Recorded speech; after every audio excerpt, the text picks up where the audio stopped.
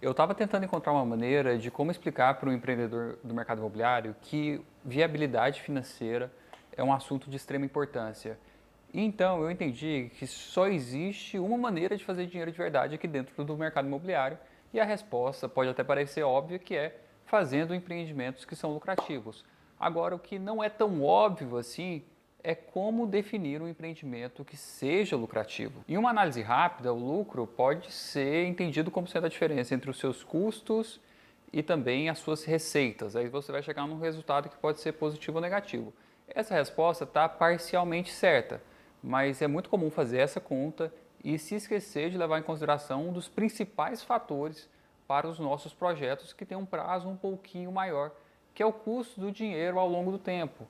O dinheiro tem essa característica, ele se comporta de uma maneira diferente dependendo da data em que ele está sendo aplicado. Olha só, como você pode observar aqui nessa imagem, existe um fenômeno monetário que impacta o poder de compra da nossa moeda.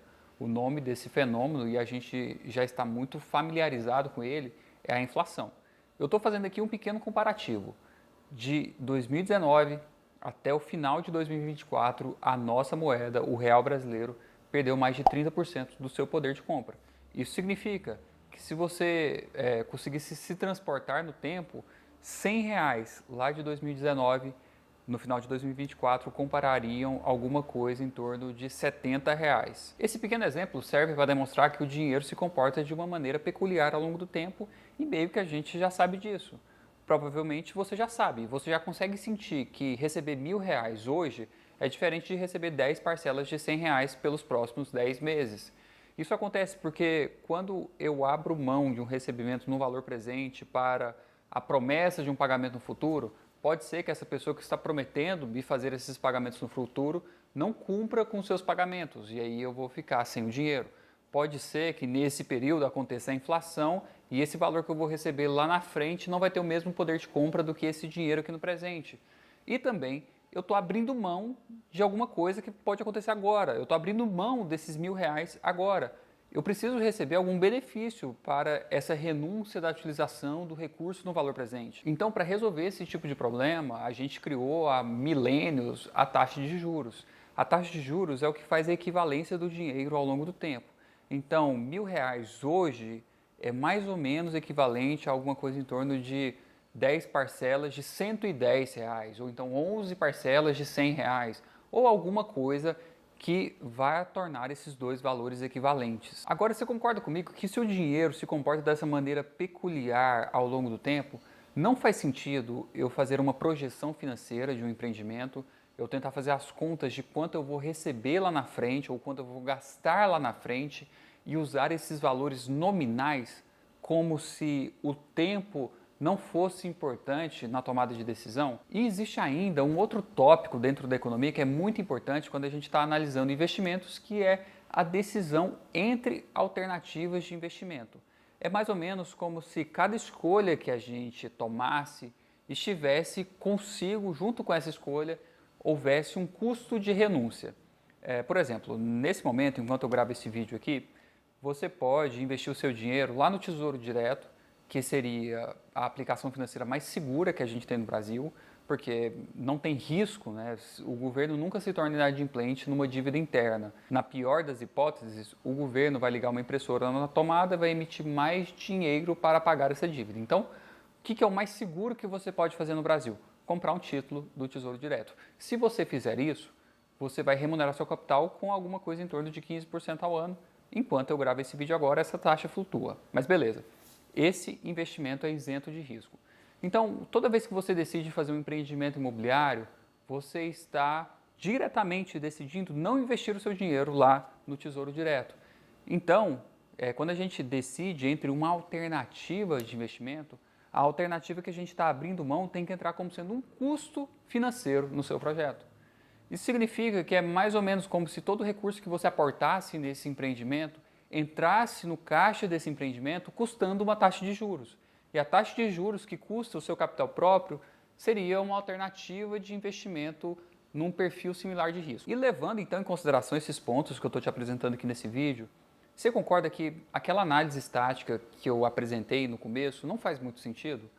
Uma viabilidade financeira precisa levar em consideração a influência do tempo ao longo da vida do projeto. Não dá simplesmente para fazer a conta da diferença entre as minhas despesas e as minhas receitas e chamar isso de lucro.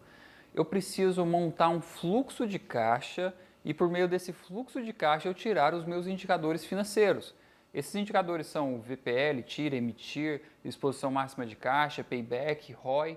E a partir desses indicadores eu vou tomar minha decisão de investimento, que é informada. E aí, quando eu fizer essa viabilidade bem feita, esse fluxo de caixa, eu posso entender, por exemplo, qual é a minha necessidade de capital. E esse ponto aqui é muito importante porque na medida em que a gente avança na complexidade dos nossos projetos, a gente passa a fazer projetos mais sofisticados, também é necessário a gente avançar na complexidade das nossas soluções financeiras. A gente também precisa ter soluções mais sofisticadas de capital. Por exemplo, pode ser interessante para você, ao fazer um empreendimento um pouquinho maior, conseguir juntar um grupo de investidores para financiar esse projeto. Agora, além do desafio que é encontrar um grupo de investidores, existe o desafio que é o que pedir para esse grupo de investidores. Você vai organizar uma reunião com esse pessoal, vai colocar todo mundo numa sala, então você vai pedir o que para eles? Qual é o aporte que esse pessoal precisa fazer mês a mês e qual será o retorno sobre esse aporte financeiro que eles vão fazer? O que eles vão ganhar em troca do seu investimento?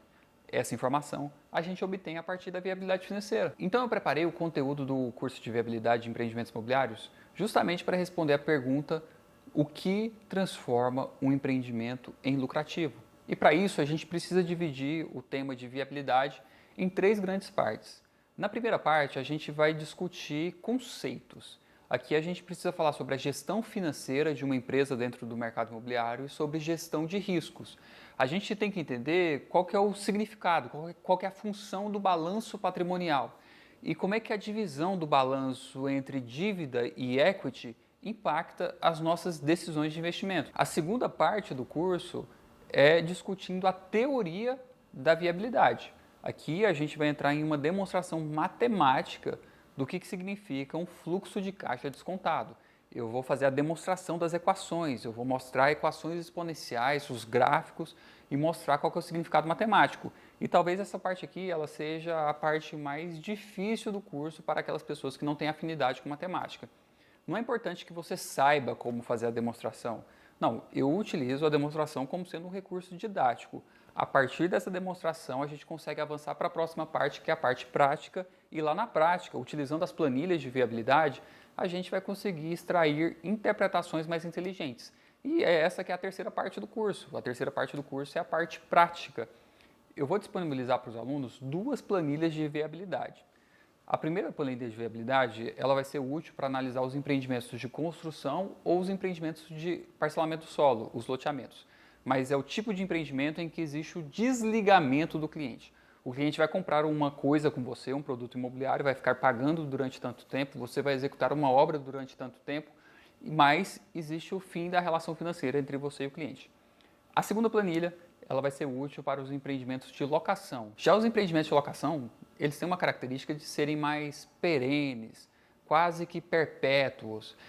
Você vai trocando de clientes ao longo da vida do imóvel, mas sempre tem um cliente ali. Esse fluxo de caixa ele se estende durante muitos anos. Tem indicadores financeiros, existe um método matemático para analisar esse tipo de empreendimento também.